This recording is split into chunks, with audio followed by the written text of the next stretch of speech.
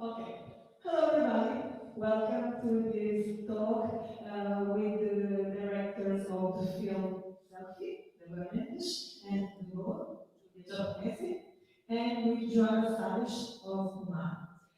We are here to talk a bit about the films that we have just seen, and starting from there, we will talk about maternity and pregnancy in we will see what we will say. So first of all, I will give the floor to Deborah to talk about her film. Then we will ask Julia to tell us about her film, and then the channel will come. Okay? So Deborah, please go ahead. Thank you. Thank you, and hello to everyone. And thank you to Olhares do Mediterrâneo for inviting me here. And well, I will talk a little bit about CELLFIE. It was my graduation movie. What was proposed was that I made a movie not following a common narrative, but trying to make something I would like to animate, and then trying to find a storyline to bring that all together. So the movie has some abstract sequences, but it's about self-discovering, and at the same time I wanted to show our like the immensity of our cells and body, and how it is similar to the immensity of the universe. Like to make a parallel between the cosmos and our own individual cosmos. Yeah. Thank you very much, Deborah. And now, Julia, please tell us about your film. Where did you get the idea, and how did you make it? Where was it filmed? Because I was very curious. I recognize, of course, I recognize the architecture. I think all of us recognize this kind of architecture. I'm curious about all these kind of things. Thank you. Okay. Hello to everybody. Thank you very much for inviting me here. I have to say thank you, really thank you to keep this festival going in these strange times. And it was really a blessing to have the occasion to come abroad in this period. So thank you again. Well, my short movie, it's a sort of bureaucratic nightmare, as you have seen. And the idea came from something real in Italy around 2016. There was this social campaign made by the government to boost fertility, or to boost the natality of the country, because Italy has one of the lowest natality rate in Europe and in the world, so we're not making babies. So Italian government had all the reasons to make a sort of pressure on people to make, of course, children, because as you can imagine, the welfare and all the assets of the state gets in a crisis if people don't make children. This is obvious, but it's something that we had to get aware of for the first time, maybe, because I don't think there were ever a campaign about fertility in Italy before this moment. So the campaign got a lot of critics about that, because it was sort of badly made. There was like some creepy things like you don't have to act weird as a girl if you want to have children, something like that. You don't have to drink, you don't have to go out, you don't have to waste time. It was very much about that.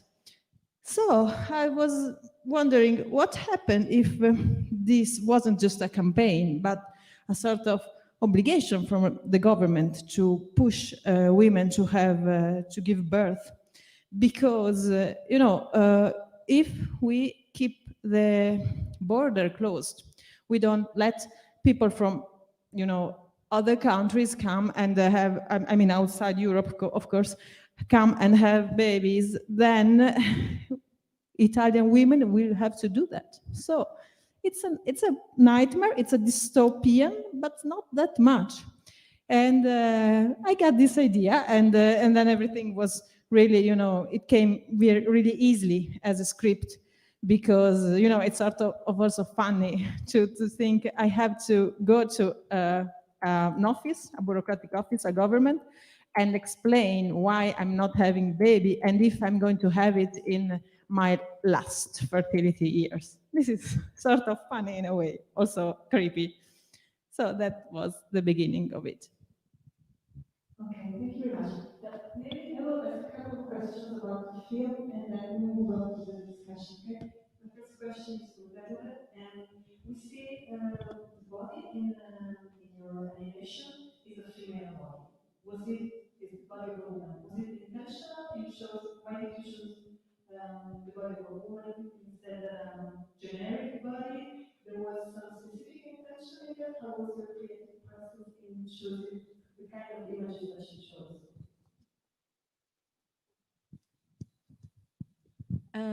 Since the beginning of uh, uh, as long as I remember that I wanted a person to be portrayed in the movie, I decided it would be a female, especially because the first part is about a scientist, and I don't think we have enough movies portraying a female in science.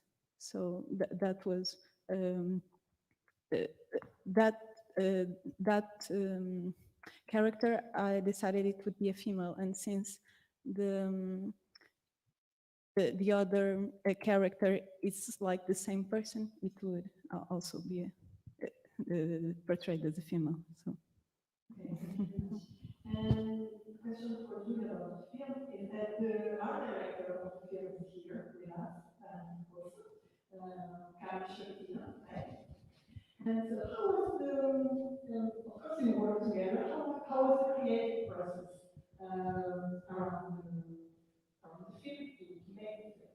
Just about the creative process. Yes, well, we had to build a world, as you have seen before. You asked me about the architecture.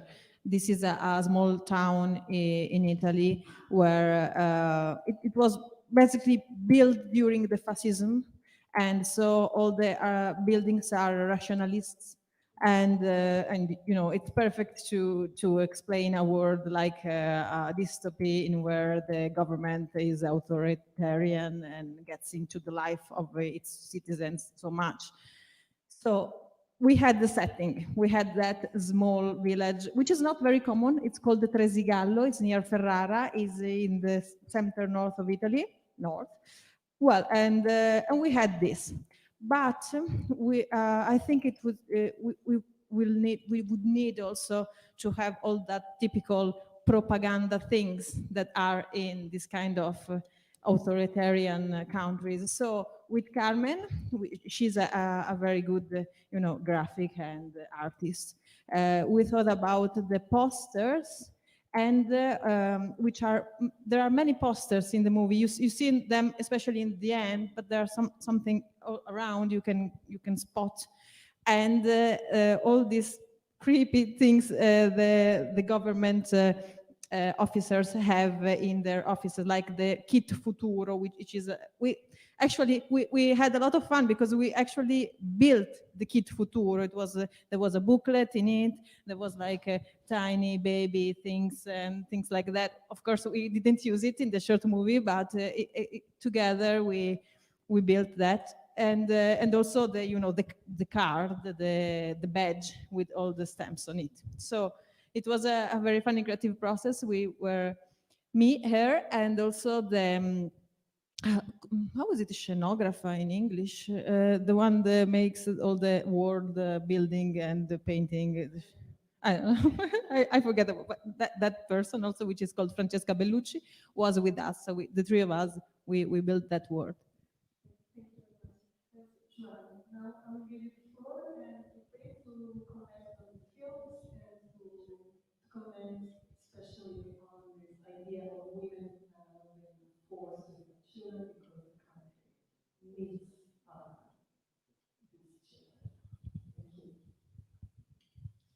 Okay, thank you very much, and congratulations to the organization of this festival since 2014.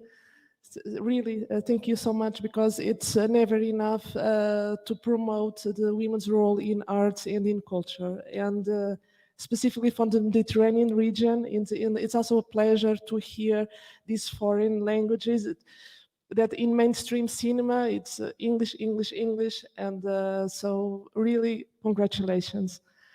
Also, congratulations to all the directors here and the public. I'm from UMAR, a Portuguese feminist organization, a historical one.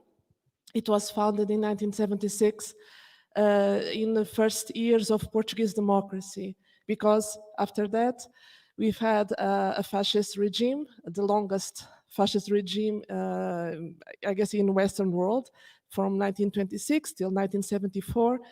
And at that time, women's movements were forbidden. So this thematic of this afternoon is very core to the feminist movement. Every issue related about the body, women's bodies, contraception, sexuality, abortion, pregnancy, maternity, are very, very important for feminist movements and for women as well, because our bodies are always under attack. And you expressed in your movie that very, very well. It's a fantastic dystopia, but it's not that surrealistic or something like no. And for us, having a fascist past as well as Italy, we easily recognize it. And also, it was very. I also the architecture. It's you feel it. You feel it. The heaviness, the all the atmosphere, and the details of the posters are very impressive. And that kind of design of the propaganda style of how women are portrayed under totalitarian or authoritarian regimes, it's very evident, and it's really, really good, I guess. And your film brings us lots of questions under debate, and I cannot. I have to say this because some parts of the film are not that dystopian.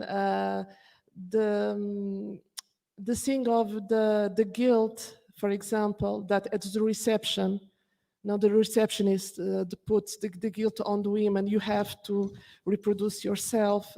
These kinds of pressure, unfortunately, still exists even today. And when we see what's happening in Poland, for example, with these very ultra-conservative regimes that are attacking the sexual and reproductive rights, and we are following the abortion. They want to strict even more, a very restrictive law on abortion in Poland. So that's it. Unfortunately, authoritarian regimes are rising up, even in Europe, and our bodies are the first ones, are always under attack. And we see also that in Brazil, with the Bolsonaro president, yeah, our reproductives, our bodies are always under. They want to control us, female. Yeah. So thank you so much. Thank you. And regarding your animation film and about the reproduction techniques, and well, congratulations. And I just have to say that feminism always defended the woman's right to choose fertility, new reproductive technologies, to be a mother at an older age, a single mother like the French movie, and so on. So, yeah.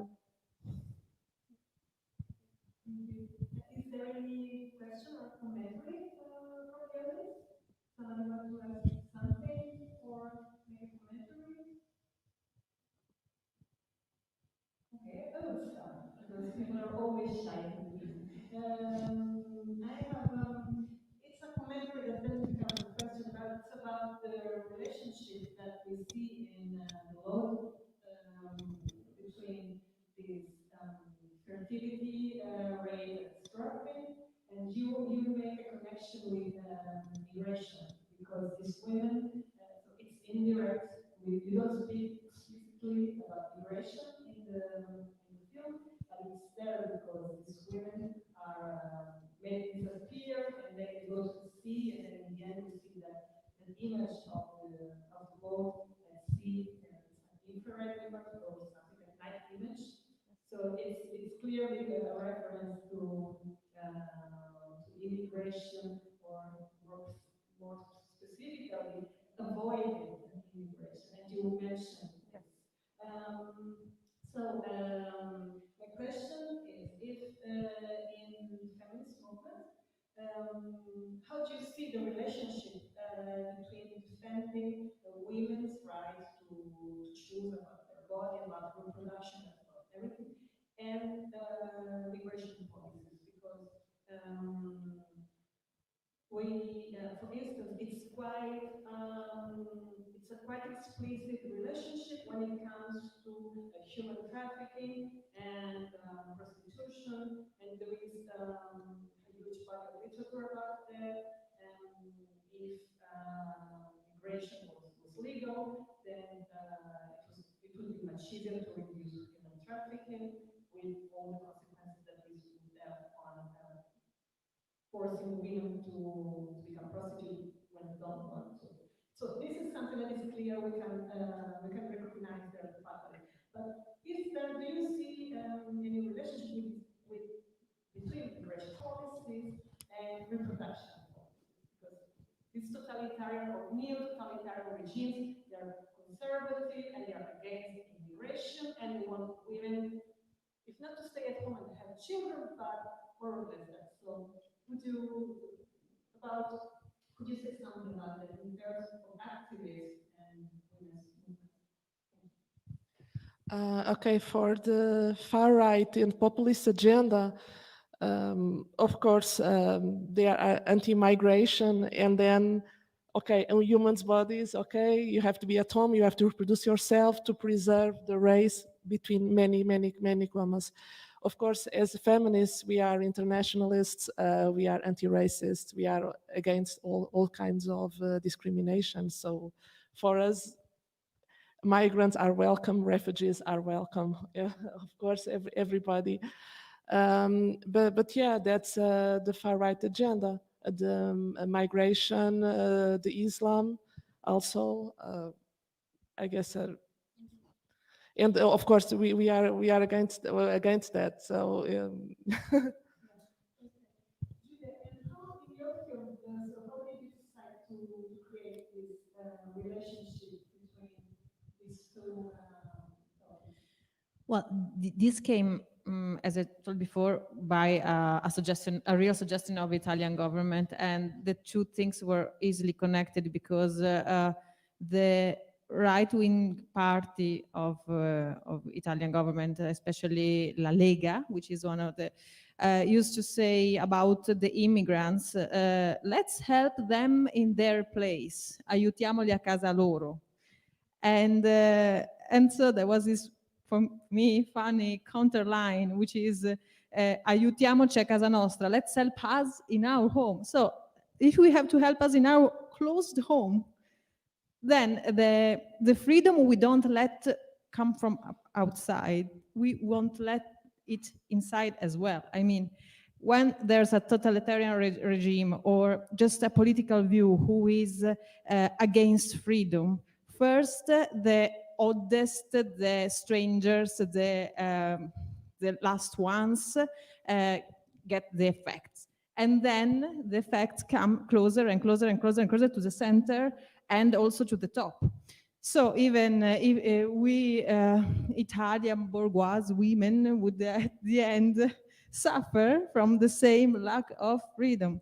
So this is quite obvious to say that we are linked, but in this case, it's quite interesting to see how much it's so linked. So that's why I wanted to put in the short movie. That's very interesting indeed. I mean, it's quite obvious, logical if you think about that, but you have a very nice way to put it in film.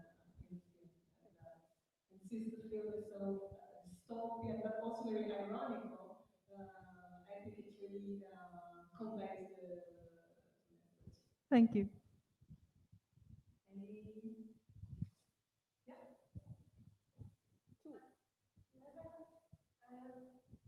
My question is, I want to ask you, why did you choose to those that sentence that it should be that it's from us to you or from us to us? I think like you never put the men in the position of the group right people side of the woman.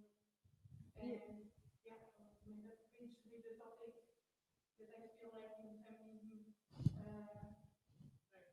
Myself, I've become aware that a lot of times we talk about violence against women and we don't address the problem as men being violent, and that should be the problem as well. Yes, well, if I understood, the point for me is not to make one side against the other. So there's a lot of issues linked to the feminine movement, or just for me it's not just about feminism in this case. It's just being human, let the other be free. So it's something we all share in the most wide way. But in this short movie, I didn't want to put men on the other side of the counter, because otherwise it would have seemed that like men are pushing this situation on women, while we all know that women are doing this to themselves a lot of times. And so this is one thing. I didn't want to make two groups, opposite group. So there are actually some men in the short movies. There are children in the car of that woman who tried to sell her fertility to the other.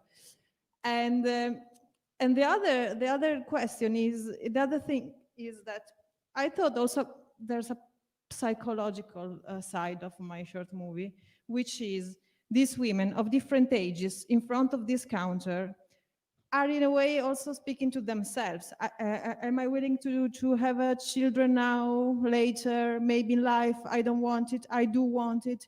So I thought it was interesting to have women also on the other side, to a sort of mirror, a mirror. A woman can ask herself, am I wanting a child? And another woman is the other side of the counter. That was the idea. I mean, it's all mixed up together. I just wanted to have this kind of debate. So if I understand well your question, I'm not sure I understand all the implication you said. So just help me if there was something else.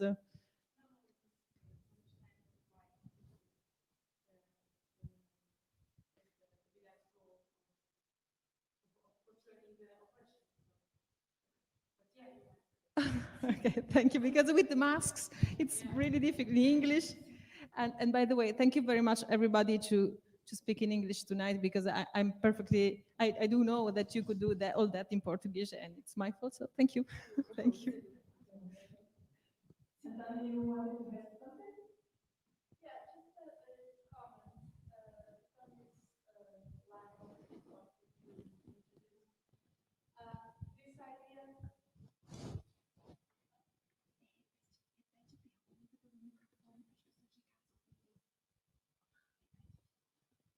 Okay, go ahead. Sorry. To follow this idea that somehow this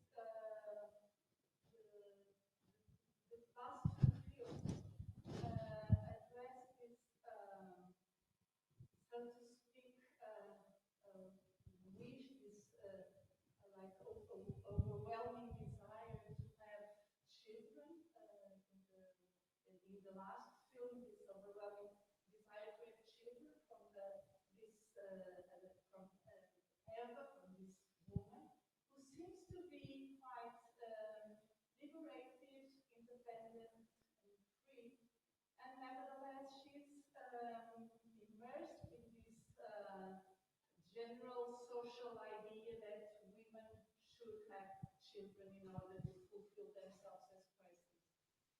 And it's also always a bit contradictory to see that these liberated women to be like imprisoned in this idea that in order to be a proper adult, they should have a child and reproduce.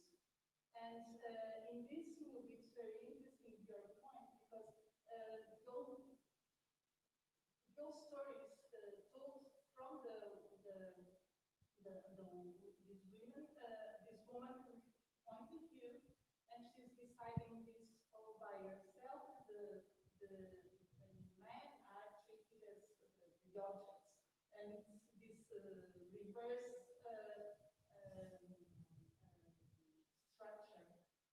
of what we see normally in society is interesting to think. But and in in your movie, in the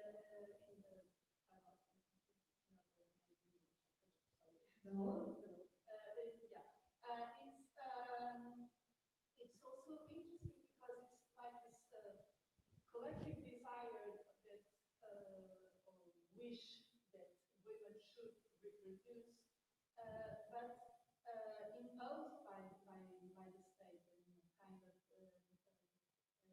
embodied this obligation by the state into the women's bodies and lives and strategies and daily life. It's more a comment and a challenge for you to speak more about these contradictions that we witness and if we connect this with the feminist project of liberation of women as persons, and how does it connect with this imprisoning within this idea that women should reproduce, and by this you mean that you are again putting women in the domestic and familiar universe of life. Just 1 second, because they asked me to repeat what was said, because people from home don't hear when people speak that I will be, of course, I will make a very short summary of what was said. And Antonio was remarking that in the last film that we saw, EVA WISHES, we see a woman who's a very independent woman, a liberated woman, but at a certain point she feels like she has to have a baby. So in this film, we really see how the pressure of society, in a sense, can determine what a woman might or may not wish. And this is a bit a reverse or complementary to what we see in Julia's film, The Law, because here it's an explicit pressure of the government on women to reproduce, to have children. And so this was a general commentary, and then the question is how feminist movement deals with these different kinds of pressures on women to have children, and therefore to be once again pushed into the domestic area, and so how the feminist movement is dealing with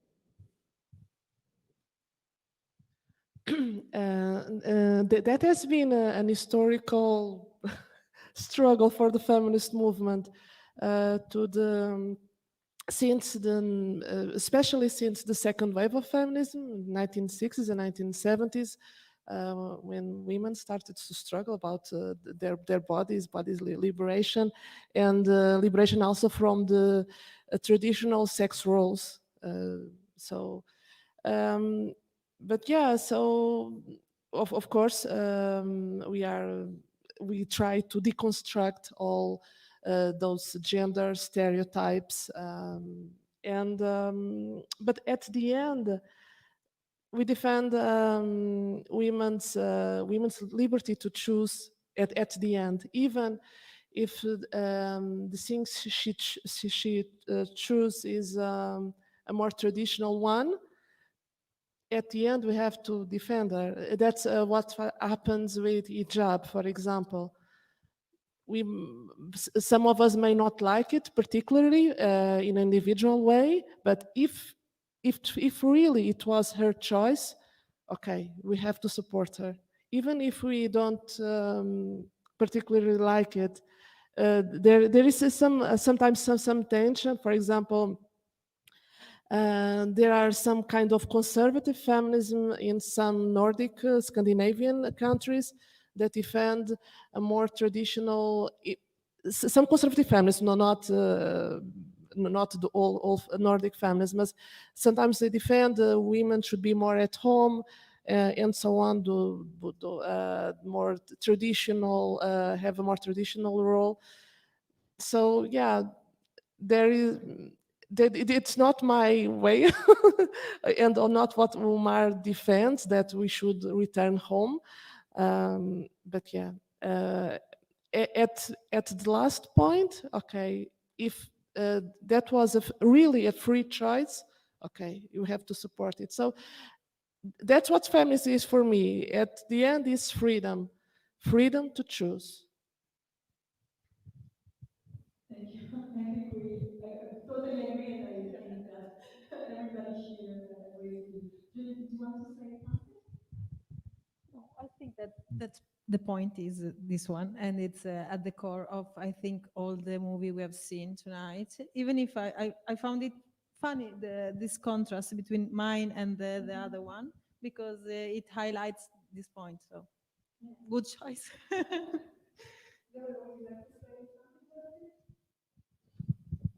I totally agree with what was said, and yeah, I really enjoy to see different point of views. And unfortunately, in a contest where women could not choose, but if those choices were made free of pressure, that would be okay.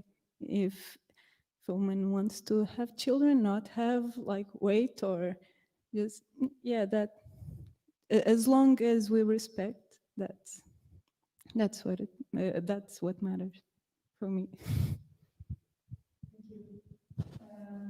Any more questions? Okay. Maybe then I will ask a more traditional question to directors, starting from Deborah. This was your graduation film, right? So what are your future projects in filmmaking? Um, well, if it wasn't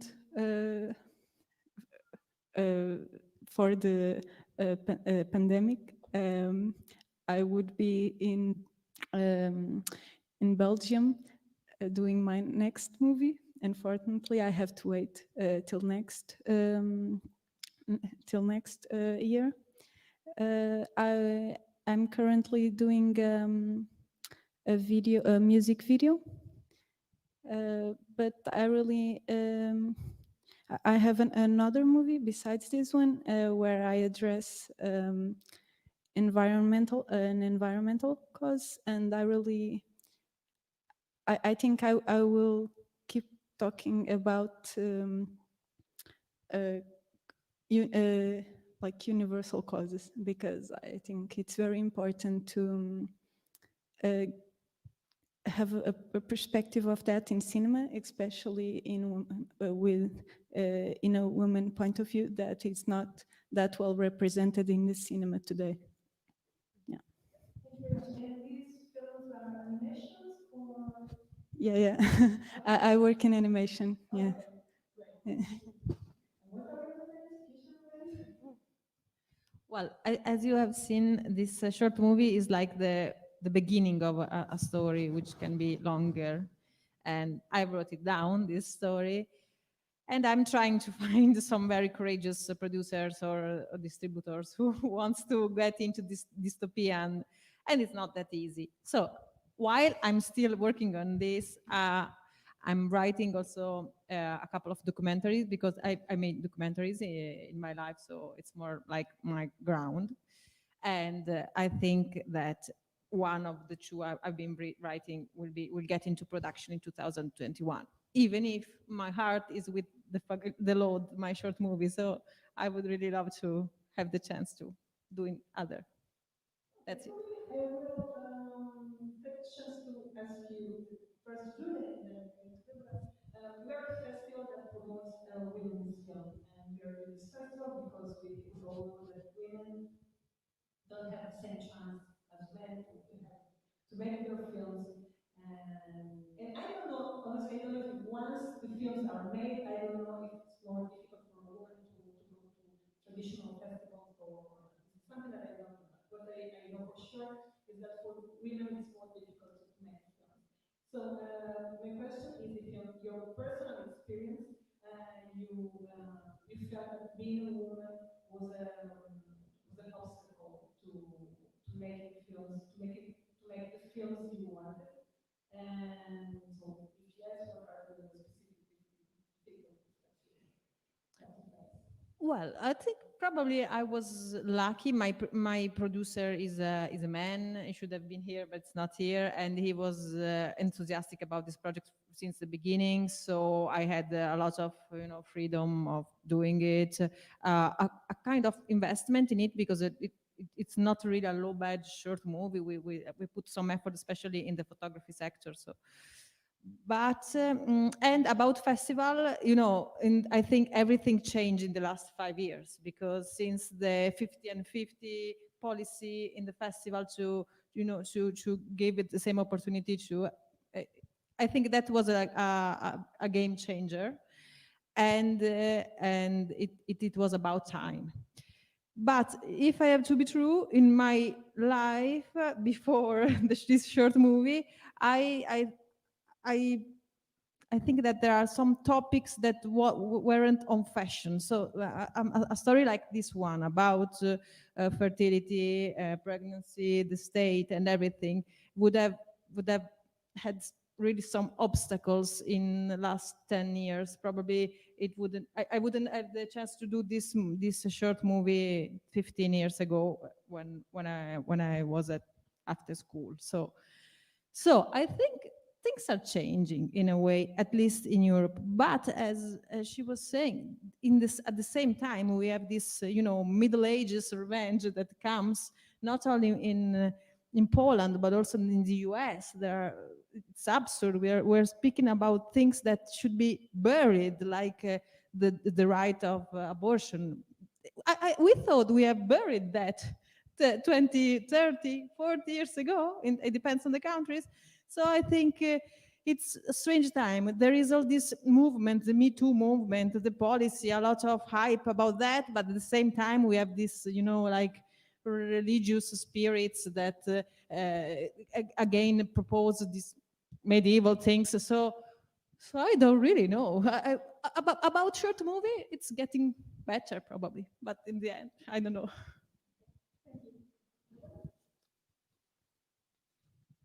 Well, I just started now in this industry, so so far I haven't felt like I had less opportunities than my male colleagues.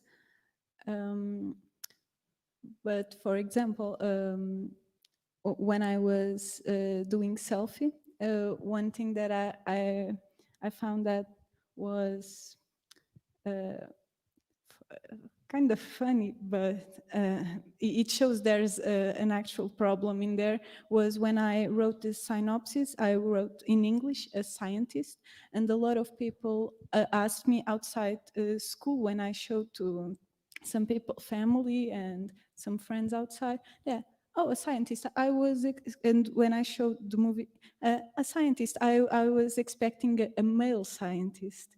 And they were surprised it was a female. And a lot of people asked me, why is the scientist a female? And I said, why not?